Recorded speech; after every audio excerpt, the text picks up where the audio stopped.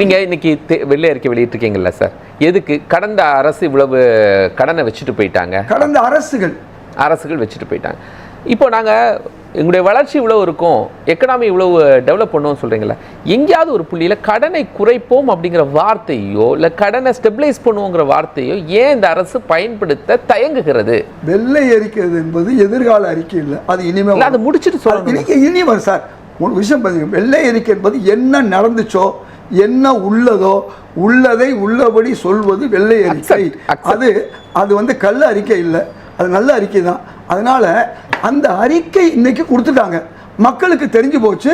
நம்ம தலையில 1,28,000 ரூபா கடன் இருக்கு. 5 வருஷத்துக்கு முன்னாடி நம்ம தலையில 67,000 ரூபா கடன் இருந்துச்சு அப்படிங்கிறது இன்னைக்கு மக்கள் தெரிஞ்சுக்கிட்டாங்க. இன்னைக்கு ஒரு தம்பி ரியாஸ்னு போய் அந்த 1,28,000 போய் கட்டிட்டு வந்திருக்காரு. தெரியுமா உங்களுக்கு?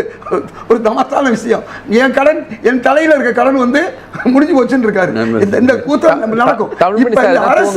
இந்த அரசு வரி வருவாயை பெருக்கிறதுக்கு என்னங்கிறத பத்தி சிந்திக்க போறோம் சொல்றாங்க. அதே மாதிரி தொட்டி விழுது பாருங்க. உதாரணமா டாஸ்மாக்ல கிட்டத்தட்ட 1,200 கோடி யாருக்கோ போத, நிச்சயமா அதை நாங்க கொண்டு வருவோங்கிறாங்க சார். மூணாவது இதே இதுல சார், இப்போ நீங்க சொல்லிட்டீங்க குவாரிகளை மூடி இருக்காங்க, வருமானத்தை குவாரிகளை மூடி இருக்காங்க. அதனுடைய கூடுதல் வருமானத்தை இனிமே கொண்டு வருவாங்க. வருமானத்தை கொண்டு வருவீங்க சார், அதன் மூலமா கடன் அடைப்பீங்களா இல்ல எக்கனாமியை நாங்க டெவலப் பண்ணுவீங்களா? எதை செய்ய போறீங்க? உங்களுக்கு கடன் இருக்கு, திடீர்னு வருமானம் வந்தா என்ன செய்வீங்க? கடனை அடைப்பீங்க. அதான் சொல்லவே இல்லையே, கடன் அடைப்போனே சொல்லல. வெள்ளை அறிக்கைனா என்னன்னு 3 தடவை சொல்லிட்டேன். இனிமே தாங்க சொல்லுவாங்க, கவலைப்படாதீங்க. 1 மாச குழந்தைகிட்ட போய் நீங்க இந்த மாதிரிலாம் கேள்வி கேட்காதீங்க தயவு செய்து. ஒரு விஷயம்